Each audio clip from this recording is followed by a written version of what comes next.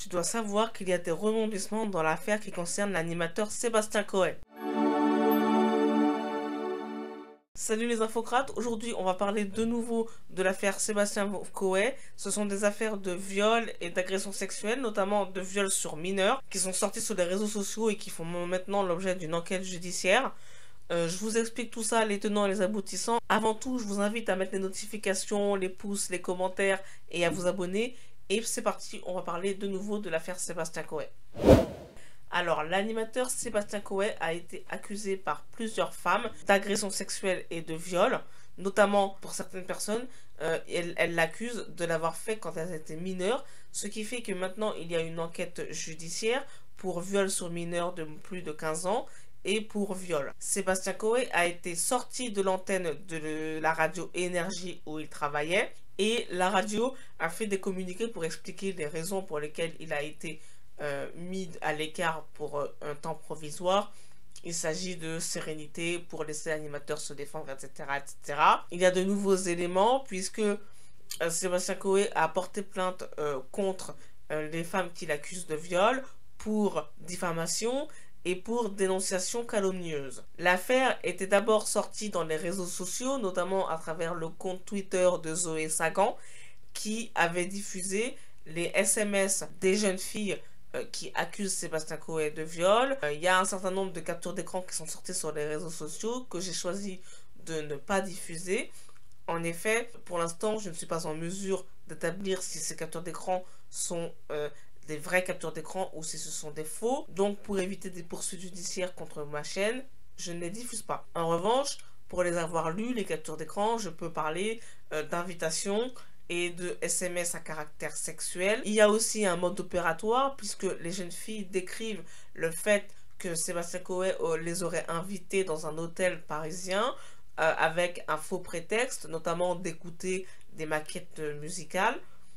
Puis Sébastien Coé se serait déshabillé et aurait demandé des fellations à toutes ces jeunes femmes qu'il aurait invitées dans cet hôtel. Par ailleurs, Coé aurait recruté toutes ces jeunes femmes qu'il voulait agresser sexuellement parmi un public féminin qui se rendait souvent dans ces émissions.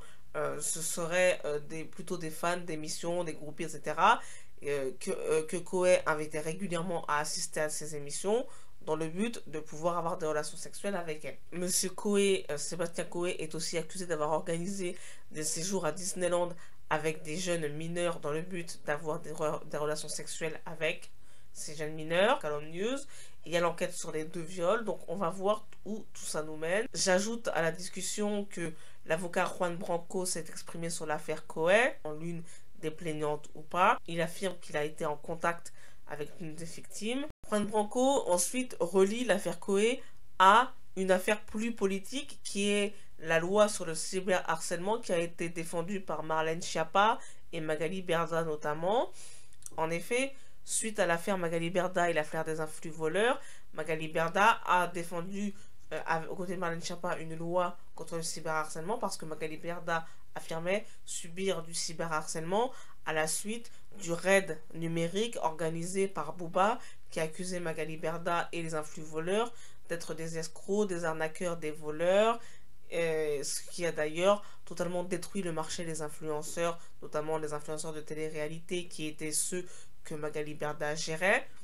Donc, Juan Branco pointe l'existence de cette loi qui n'existait pas avant et Juan Branco, dans le débat, il dit que cette loi sert à des personnes plus ou moins connues et plus ou moins riches à accuser des personnes beaucoup moins riches et beaucoup moins connues de cyberharcèlement à la minute où il y a un tweet défavorable à la personne connue qui peut se servir de la loi pour attaquer toute personne qui nuit à son image. Et Juan Branco pointe là un déséquilibre qui permet aux célébrités et aux plus riches de se protéger de plus en plus en fait de la vindicte populaire et de la contestation en général puisque Juan Branco met en lumière la possibilité d'une dérive de cette loi dans son utilisation. En effet, toutes les personnes connues pourront ainsi réduire la liberté d'expression et dépasser du cadre du simple harcèlement pour porter plainte contre des gens pour un simple tweet qui ne serait pas forcément du cyberharcèlement, puisque dans le harcèlement, il y a la notion de répétition. Et Juan Branco accuse en fait à demi-mot Monsieur Coé de se servir de cette loi, qui est une loi qui a été promue par des personnes connues, des vedettes, dont il fait partie, et dont aujourd'hui il se sert. Donc Juan Branco dit que c'est une loi qui sert à un même groupe de personnes, qui défend ses intérêts à travers cette loi, et maintenant que cette loi existe, ces personnes utilisent cette loi pour en fait faire taire les gens qui pourraient les contester, alors que la liberté d'expression devrait permettre à n'importe qui de s'exprimer à propos de n'importe quoi, dans la limite des insultes, des invectives et du harcèlement. Voilà, c'était un résumé de l'affaire Coé. C'est pour l'instant à ce stade qu'on en est, et on verra ce qui se passera pour Sébastien Coé. Voilà, c'est la fin de cet édito. J'espère que vous avez compris ce que je voulais dire et que vous avez été informé par mon travail. Vous pouvez donner votre opinion en commentaire. Ici, c'est la liberté d'expression qui compte. Vous pouvez donner tous vos avis. Et je vous dis à bientôt pour un prochain édito. Salut!